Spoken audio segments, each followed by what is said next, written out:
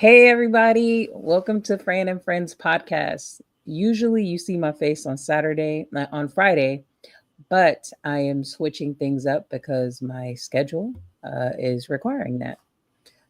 Outside of that, today I have a special guest with me where I have shared space with this sister in such a vulnerable way and in a way of accountability.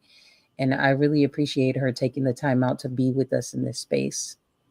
So the voice, Robinson, she is a metaphysical healer, and I will just read her bio because I am very good at messing up on my show when it comes to that. So, sis, welcome. Thank you. Thank you for having me, sis. I really appreciate it. Good to be here with you. Yeah, Definitely. come on, y'all. Can you tell me? Yeah, she just looks beautiful today. That blue is bluing. I like everything she's wearing is just shining today. I don't know what it is. Well, I feel like I know what it is, but Yeah. I don't. The universe is just doing a thing. Yeah. so, Amen. so before we dive deep, here is a bit about our bio.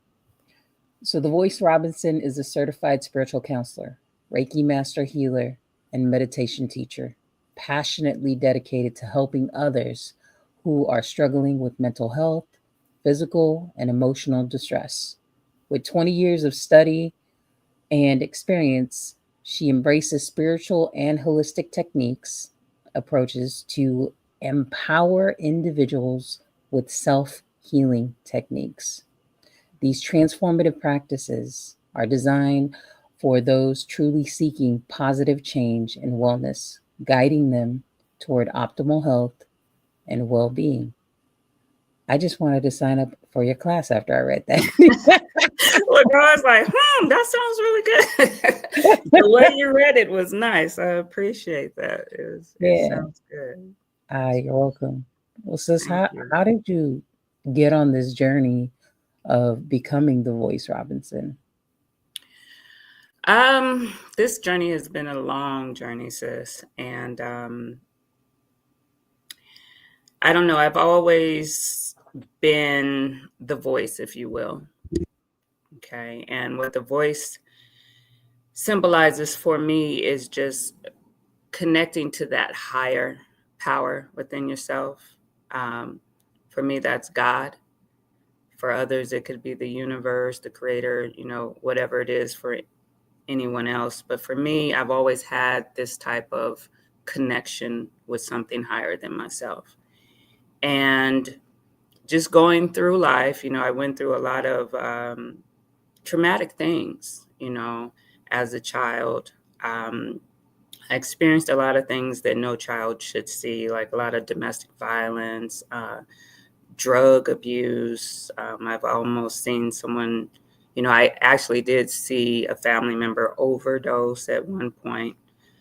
Thank God that that individual, is no longer with us at this time, but during that time, he didn't pass away. Um, I've gone through a lot in my life, a lot of trauma.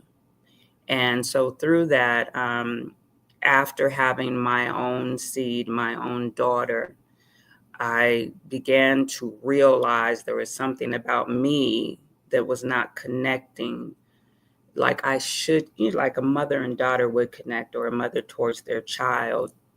I knew that I loved my daughter, but I didn't have, or I wasn't prepared, right? So in the midst of that, I began to feel the anxiety and the pressure and just the not knowing. And the older I got, the more I started, having, I don't know, just these revelations that something wasn't right. Something wasn't right. And even though I was raised in the church, I still didn't feel right. I was very angry and frustrated and resentful. So, with all of that said, eventually I started getting counseling therapy. And I only got therapy because it was offered to me as credit towards my degree at that time.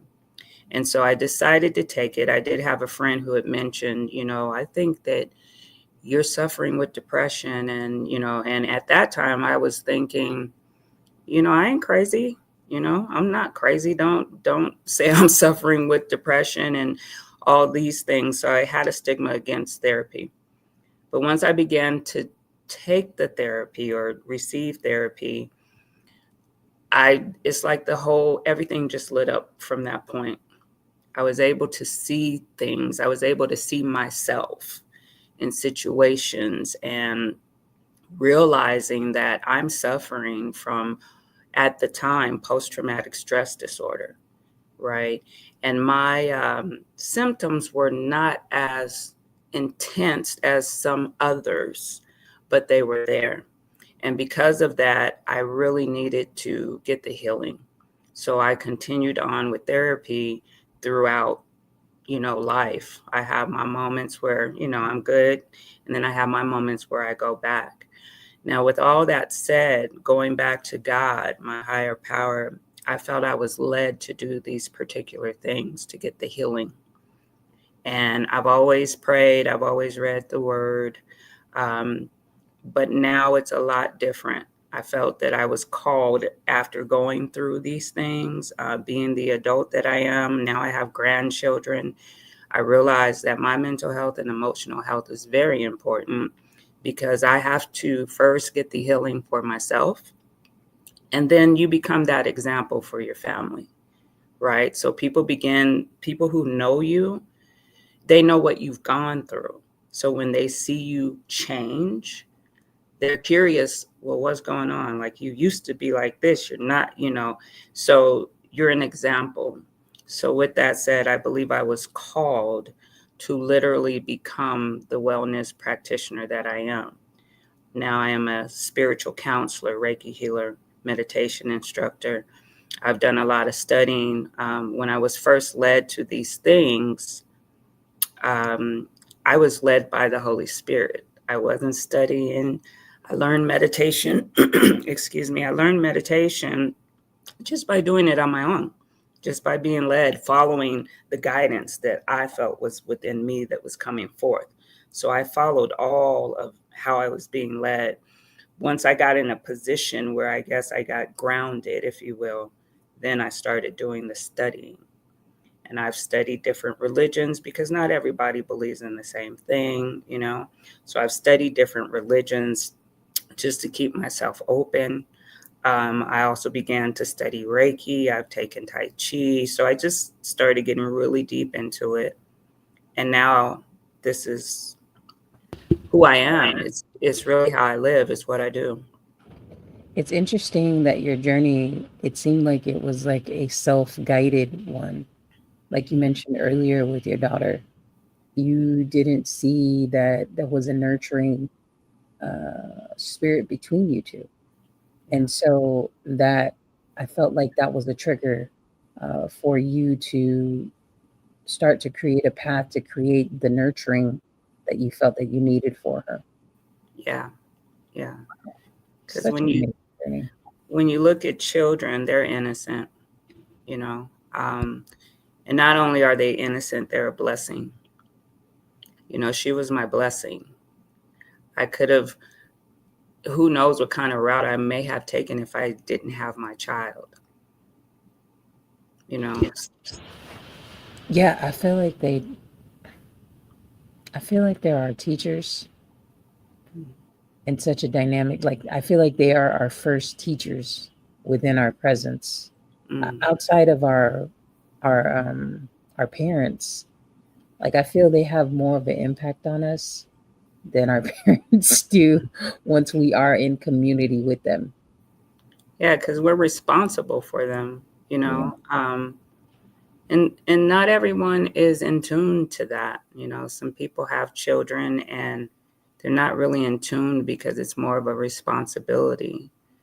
For me, that's what it was. It was, here I have this beautiful baby, and then I ended up being a single parent.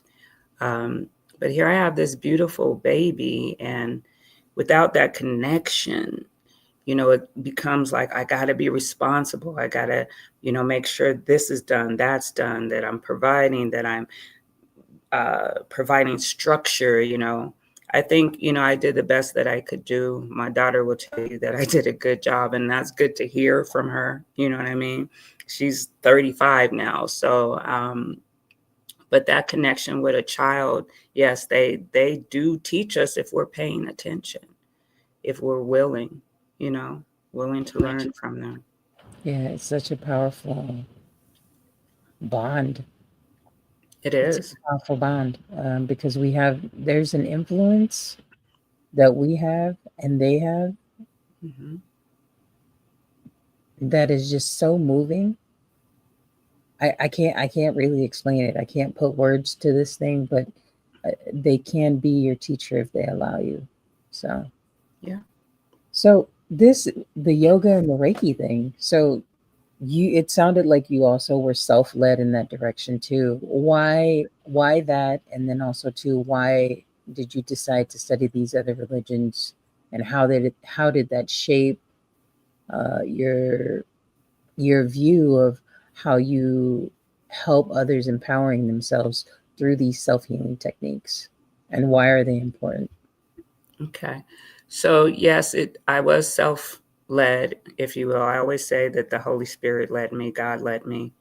Um, then I didn't know why, but I just followed how I was being guided. And the first thing that I learned, which was truly amazing, was how to breathe. So can you imagine going through life not knowing how to breathe? Right.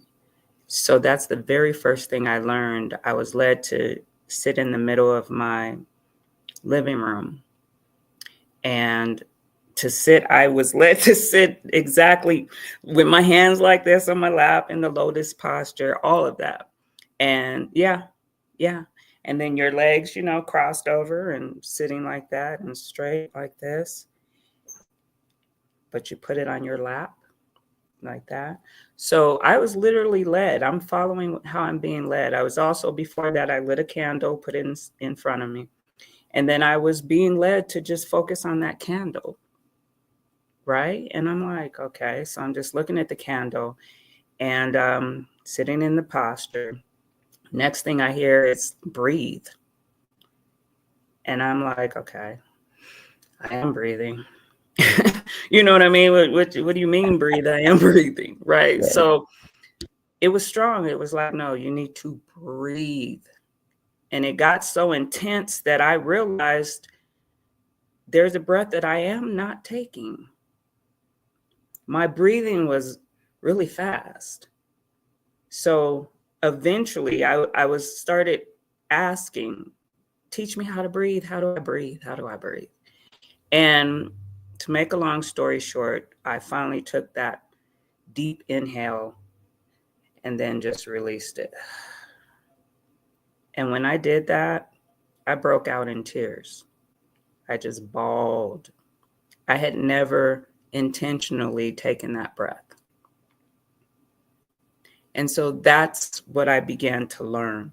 That breathing, first of all, it's the breath of life, according to the Bible with Christianity, it's the life of God inside of you. It's his breath. When he created, according to the Bible, when he created man, he breathed into his nostrils. So every breath we take is divine. And that's how I learned that. I began taking Tai Chi. Again, that was something taught to me. I'm in my living room doing all these movements, just following how I'm being led. I knew nothing about it, never seen it, nothing. So I'm doing these things, and the next thing I'm in college. It was during a college break. So I'm trying to figure out, what is this that I'm doing? I run into Tai Chi. Right. So then I take a Tai Chi course and begin to learn it. So it was meditation for me, and then Tai Chi. Now, when Reiki came about, Reiki came to me in a dream. So it came to me in a dream. The word came to me, Reiki. I never knew what Reiki was. And I kept that to myself. And then I had a friend. This was back in probably 2012. I had a friend who called me and said, "Hey, I found this class that you may be interested in. It's about energy movement." And, and then she said, it's called Reiki, right? So I'm like, how do you spell it? And, then I'm seeing it. So I went and I took Reiki. Now, I had that naturally. The church will call it the healing of hands or the laying on of hands. So I already had that gift per se. And I say that humbly, but I already had that, but I didn't know outside of the church what the world refers to it as. And that's Reiki. And that's an energy movement. So I went through that process and studied that. From there, I just started practicing these things anytime I was experiencing anxiety, which at the time I didn't know was anxiety. I just began to learn these things, to practice these things. Then I began to study these things just for my own understanding. I didn't have an intention on becoming this wellness practitioner. I just started doing it for my own understanding. And then from that point, I don't know, it just actually it started in 2014, but I just got this calling, open a business, start helping others, because you've been there, right? You've been there, you know what people are struggling through. You didn't have to take any medication, and you're going through this healing process. I need you to teach this to other people, because a lot of people don't know what they're really, struggling and suffering from. So when it came to studying the religions, that was a huge one, because I was raised as a Christian. And a lot of Christians believe that what I do is witchcraft, right? And I so despise that, because I know who I am and I know what I believe in. And it's not witchcraft. We all have the power within us to heal ourselves of certain things. It's all about your consciousness, right? It's all about how you're living, how you're eating, your environment, all these things. But we're not aware of that. And so I felt like, okay, well, what I was led to acknowledge is that not everybody believes as I believe or how I was taught, but we are all children of God, or the higher power, if you will, whatever you call it. We all have that creator, and we just call this higher power, if you will, by different names. Because once you start to study the religion, whichever religion it is, there's always one common goal, right? It's peace, love, light, respecting humanity, compassion, forgiveness, just all of the good things. That's what all the religions show when you get down to it. And you do have some religions, they may be violent when it comes to certain things, but to me, whatever it is that you practice or you believe in is to your understanding.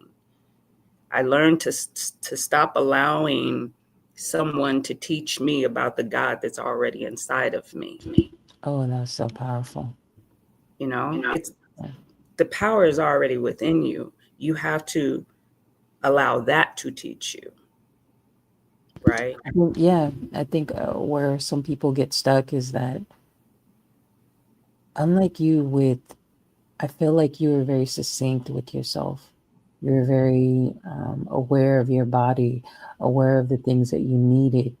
And so you allowed yourself to experience that being led by your higher power.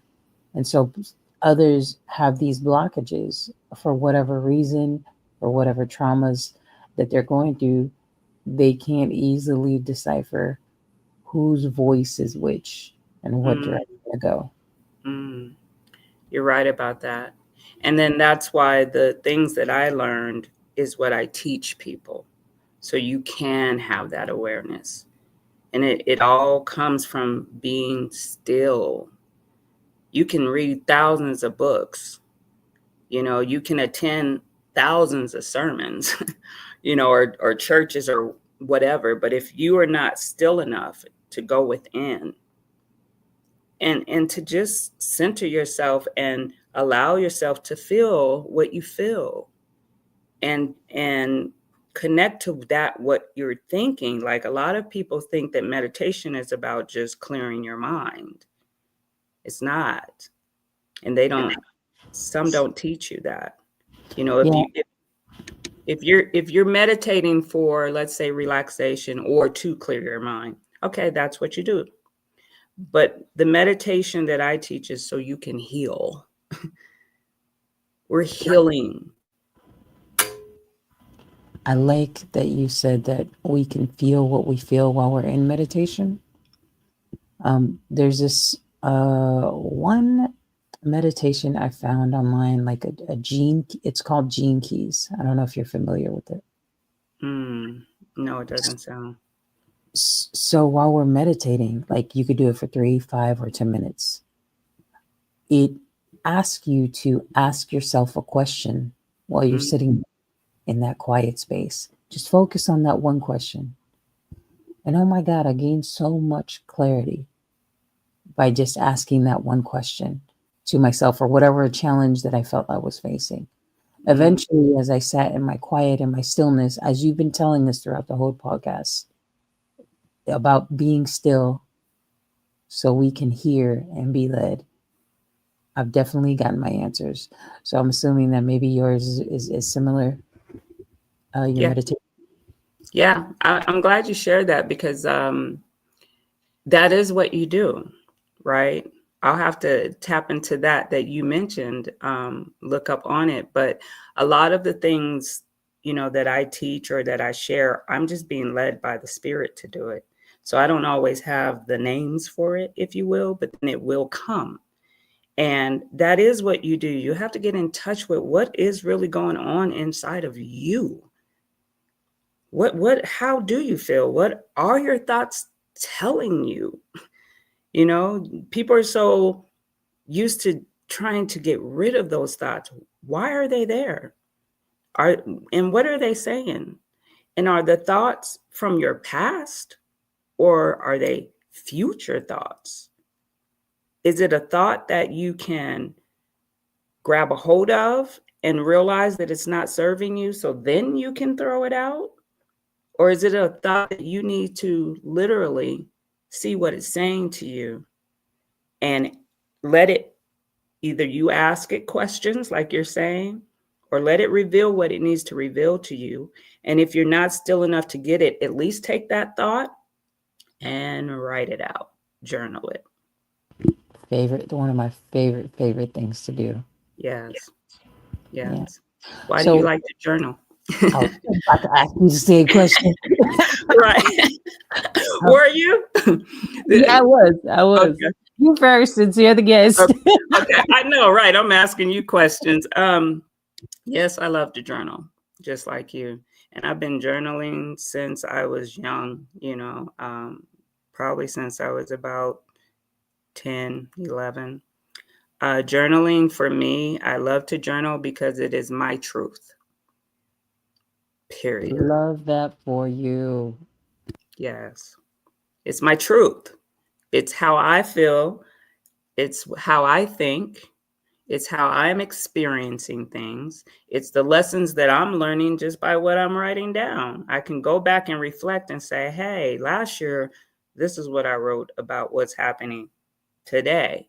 And last year I had this perception. Today I have a different perception. So it's also a book of reflection and creativity. You can create in journals as well. So that's why I journal. So after you like, how many times do you I guess, are you reviewing your last year's journal on an annual basis, or do you kind of go back on a quarterly basis and see what you were thinking to do that comparison? It's so crazy. I'll only go back to my journals if I realize I'm writing about something that I know I've already written about. And what I'm learning now is I'm literally using my journals. I'm literally giving them titles as far as what I wrote for that day, just like writing a book.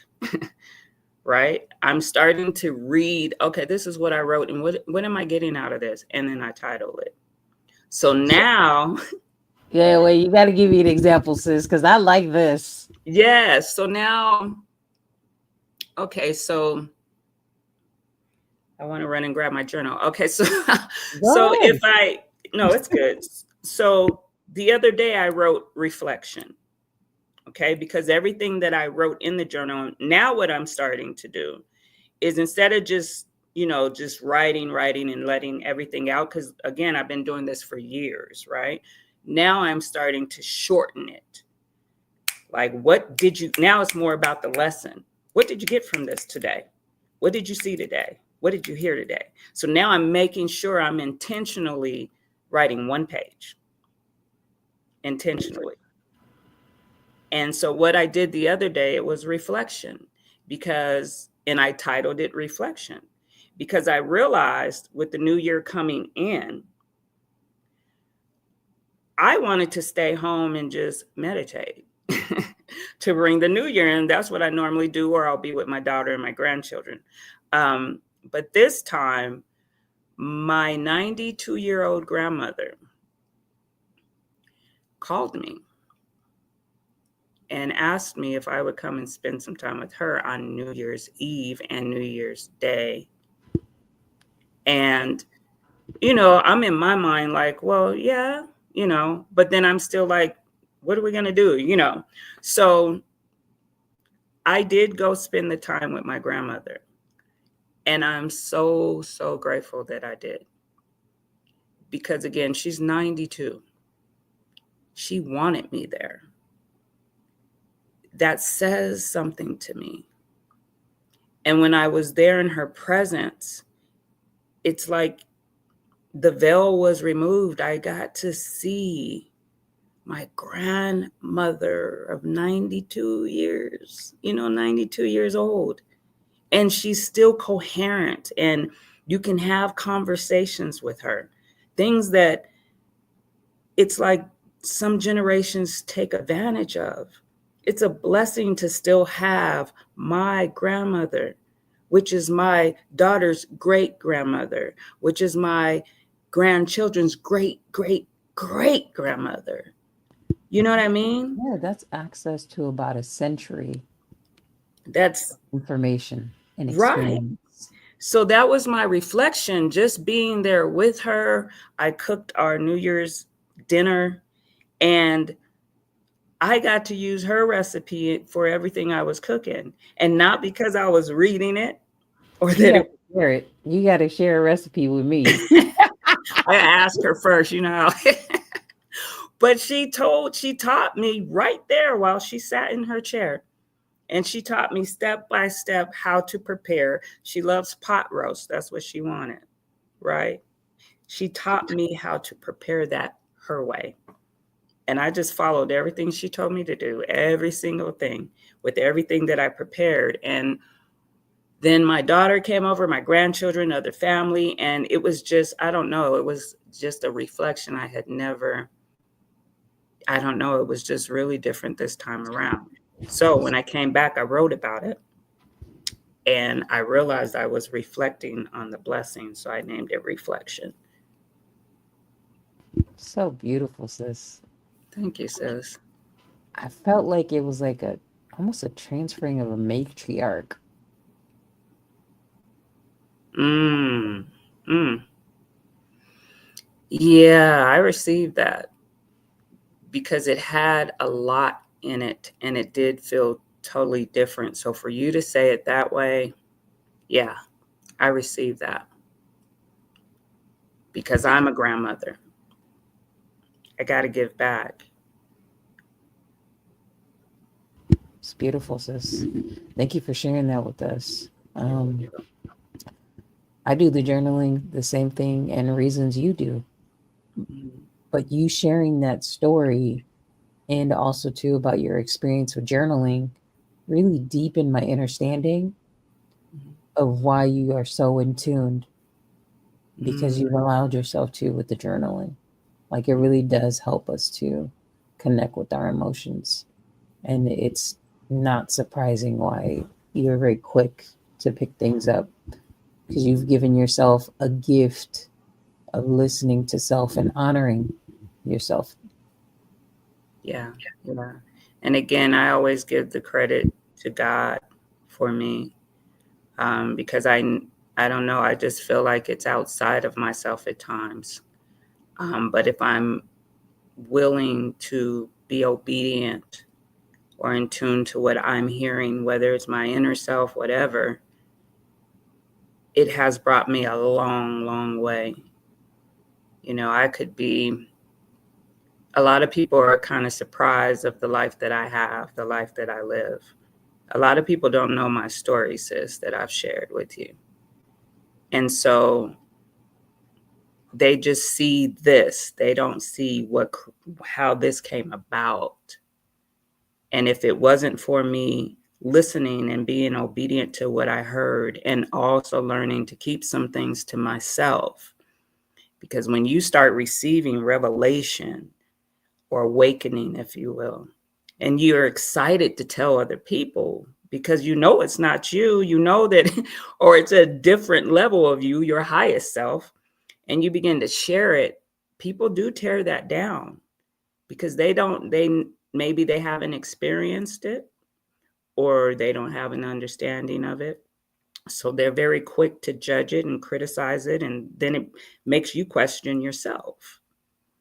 So I started to learn. Yeah, I'm sorry, sis, go ahead.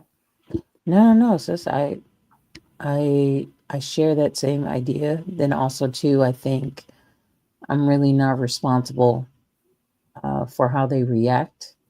My job is to just share the message, Right. and however they take it is how they take it because they're still going through their own journey of trying to decipher what it is that they're feeling, or even having awareness of what it is. Hmm.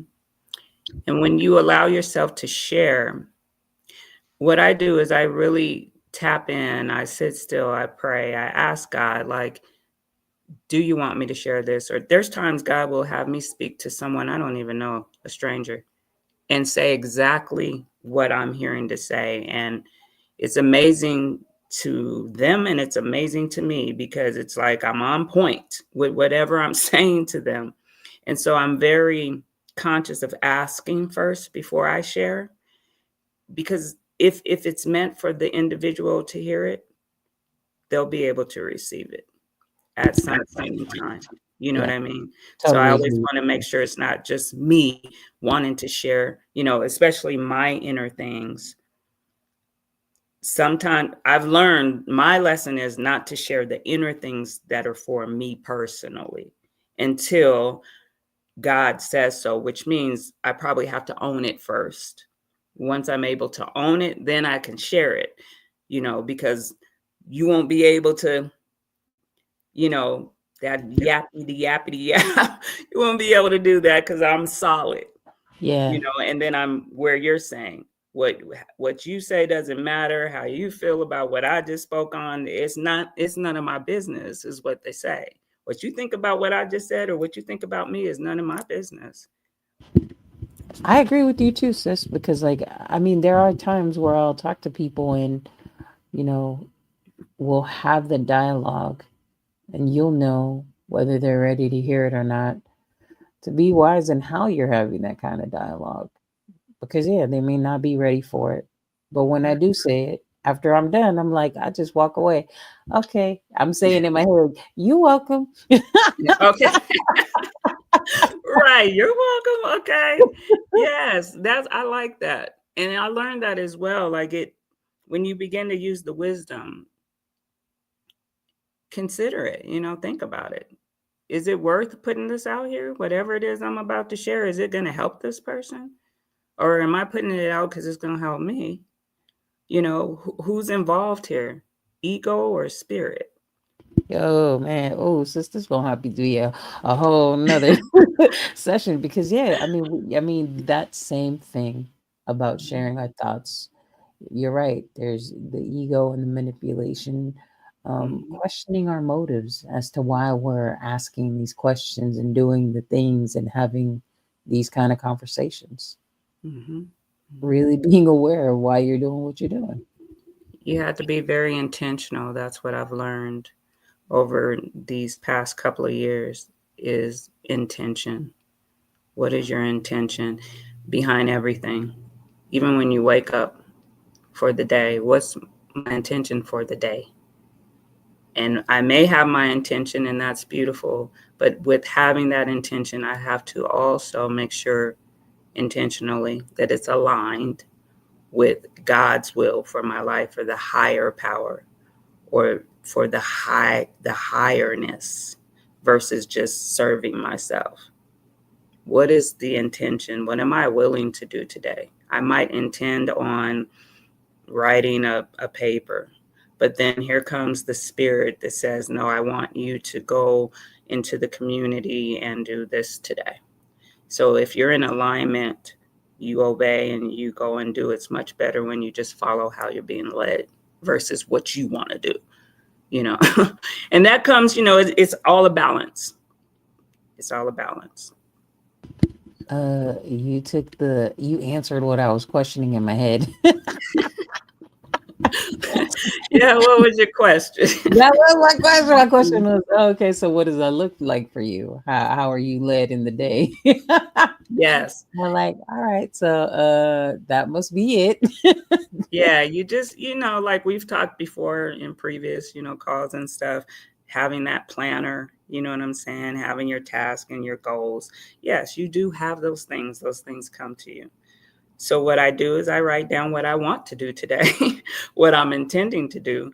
But when I start my day, like I'll write it like I wrote it last night. Okay. So the day before, I'll write tonight what I want to do tomorrow. Right. So then when I wake up, the first thing I do is I get into stillness. I get into prayer and meditation. And as I'm there, and I don't time it, I let it be as long as however long it takes, I'm going to sit there. And then I get the guidance. The guidance starts coming. And sometimes it's exactly what I wrote down.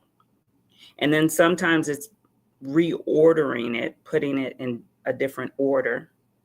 And then as I start the day, once I get started, I make sure to put my phone on silent because I don't like being distracted. But then there's days I feel led to leave it on. And when I leave it on, somebody will call that needs a word, that needs to vent, and it's okay because I've already prayed about it. So I know that it's okay. I've already asked. So if I was led to turn that phone on, if I'm in the middle of something, someone calls, guess what? I have to pause this and go to that. Because we're here to serve, and that's what I'm learning. I'm here to serve. It's not just about me. It's really not about me. And that's a hard thing to fall back and accept. I'm gonna be real with you. It's always been about me. I'm in control. So I Yeah, thought, I feel like in our journeys, right? We have different journeys that we're going through because you've been called to do this way. And for me, my journey is really to discover myself. mm, mm, And as I do, I share my findings with others. mhm, And it may not necessarily be like in conversation, like amongst a whole bunch of people, but um, I just find when I go through the process and the experience about how I felt in this situation, how I dealt with it, what I was thinking, and what the end solution was, or my results were, because everybody is different. mm, That it is empowering in a way that I don't, they might take one thing from it, another person takes, another thing from it. But the journey for me at this particular point is to discover me, to share with others, and then they have those conversations among themselves as they do that. yeah. And yours sounds like you're on a more collective type of journey. Yeah, at this time, because like you said, there's different levels, different steps that we take in it. And you said discovering you. And that is where it starts. like the healer, if you will, or you're not able to help others to heal if you haven't healed from what you're trying to heal them from or teach them how to heal, right? So it does start with you. It starts with you first. And once you discover who you are, or you begin to heal from the things you've gone through, whatever it is for you, then you'll know when you're ready to share it with others. Because it's not just for us. We don't go through the things we go through just so we can say we went through them. Nobody wants to do that. You know what I mean? Just, oh yeah, that's why. But it's always to help someone else, whether we know it or not. Our stories, the church calls it our testimonies. People can tell if you're really true about what you're saying. 100. Okay. Because we got a lot of people out here in this world just talking. But who's truly living that talk? You can quote all day long. You can copy and paste content. You can tiptoe whatever through the garden. But are you really living that life? Are you really living it? Did you come from the pigsty, if you will, while you're going through the meadow? Are you just pretending you're going through the meadow and you didn't come from that pigsty? And a lot of people don't like to talk about the dark side of things. I had a conversation with my youngest daughter, because me and her were like besties. Yeah. But when it comes to my oldest daughter, me and her are like nemesis. Oh, wow. And not in a way of like we're really, really nemesis, but I still feel there's still an area that we're working through. And so what I realized when I was doing reflection with her, that during the time that I was carrying her and raising her, I was going through a lot of self-judgment. And so when I look at my daughter, it represents to me a part of self-judgment. And so me accepting that in me, there are still a lot of parts of self-judgment. Like I can't want the whole pie and not eat, because the pie is made up of all different ingredients. Mm-hmm. Mm-hmm. So all those things are all inclusive. They're not bad. It's just sometimes we pour more of one thing and then another, or we're focused on more of one ingredient than the other. So like you said, people don't really want to talk about it, but all those things are all a part of this process, and they are still a part of us, me, along this journey. And so I have to be okay with, or not have to be, but learning how to be more compassionate towards the sides that aren't fully developed yet. Yeah, embrace them. Yeah. Just embrace them. Have no judgment about it. I used to be the same way, judging myself for my imperfections. And I've learned that I will never be totally perfect.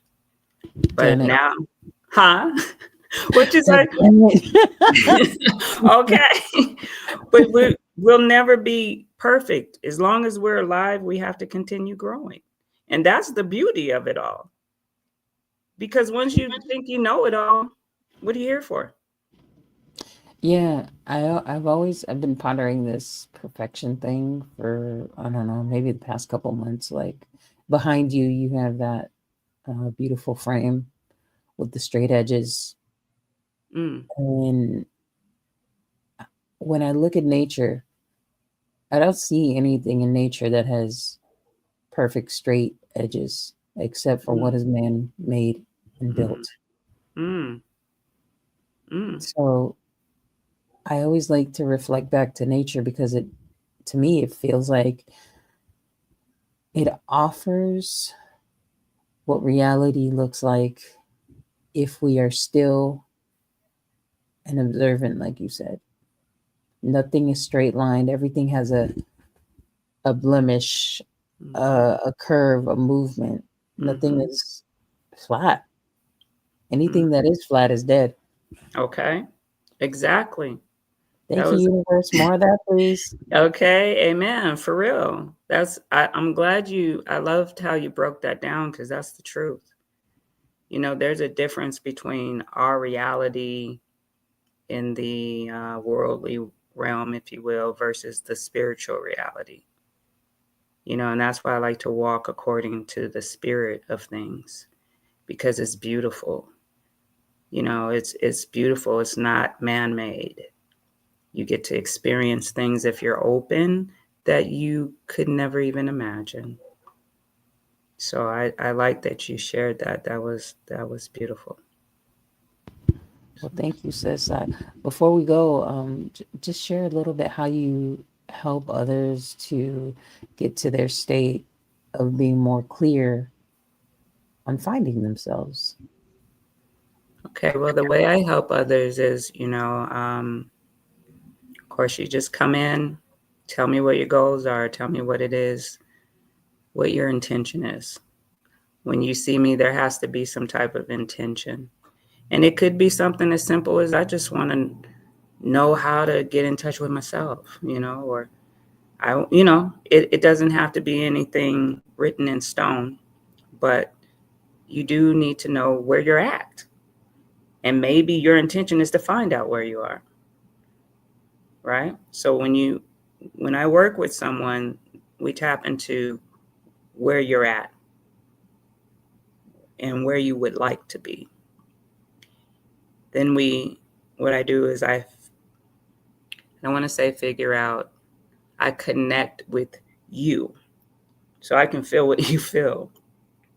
I go in with you. I don't just have you just talking.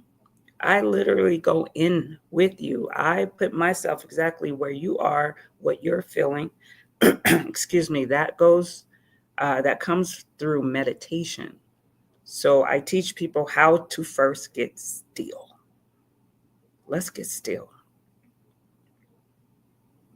Why do I feel like that's a class of yours?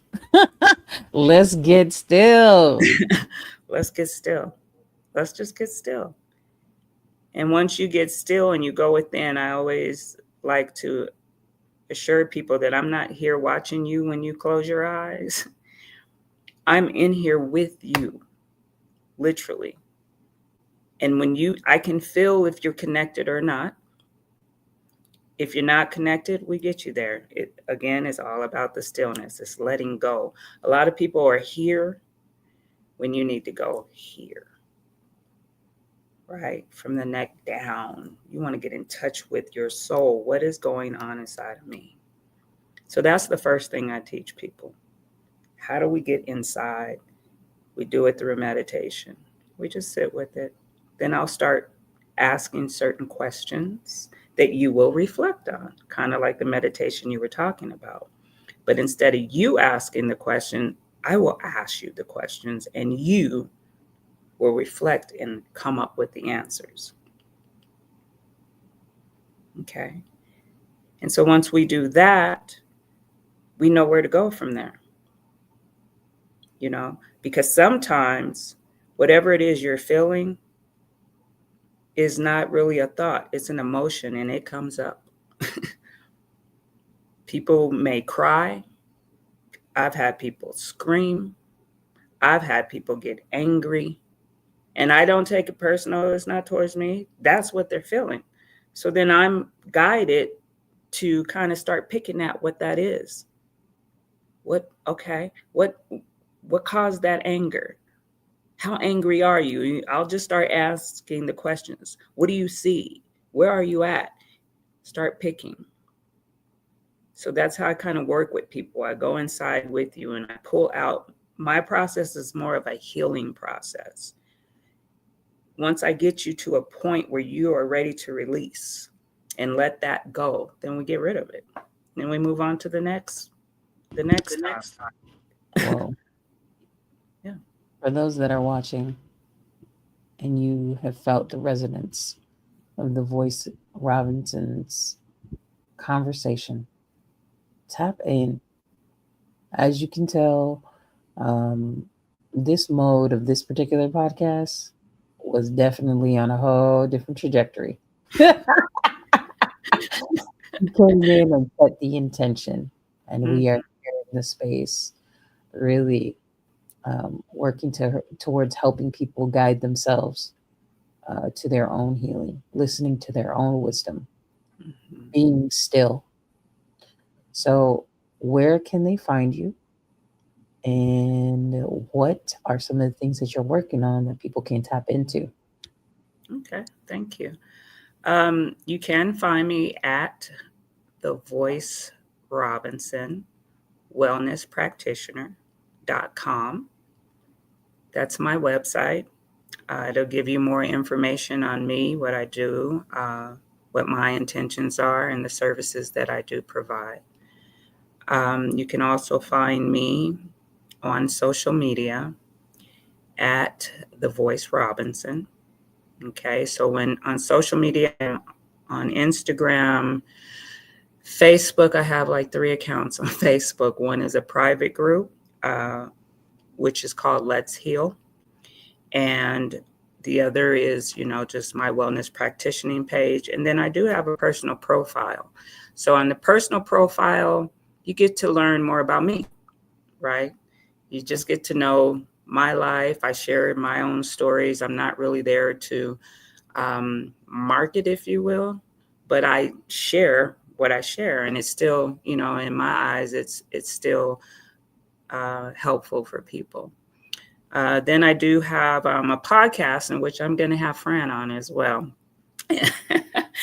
And so that podcast is called Let's Heal with the Voice, and it's a safe space. So let's say you want to try out a session with me. We actually do it live, right? But you won't see the person. That's the thing. You only hear it. You only hear the person speaking. If the I love person, that. I love that. yeah, if the person wants to reveal themselves, then it's up to you to use your name. But I do that as a safe space because a lot of people have things that, they need to share, but they're not comfortable sharing with everybody. And I'm encouraging people to share their stories and their struggles because someone else is going through what you're going through. Powerful, sis. So Right, powerful. right. So that's called Let's Heal with the Voice, and that's on Spotify and all of the, the podcast platforms. But I do want to say it's on hold at this point. Sometime this month, I'm going to get it back to running. So if you want to be a guest on that, just email me. And my email address is let's heal at The Voice Robinson Wellness Practitioner.com. Sister, I'm so glad that we shared space today. Yeah, I am too. I think this is such a blessing, Fran. It's a new year. Mm-hmm.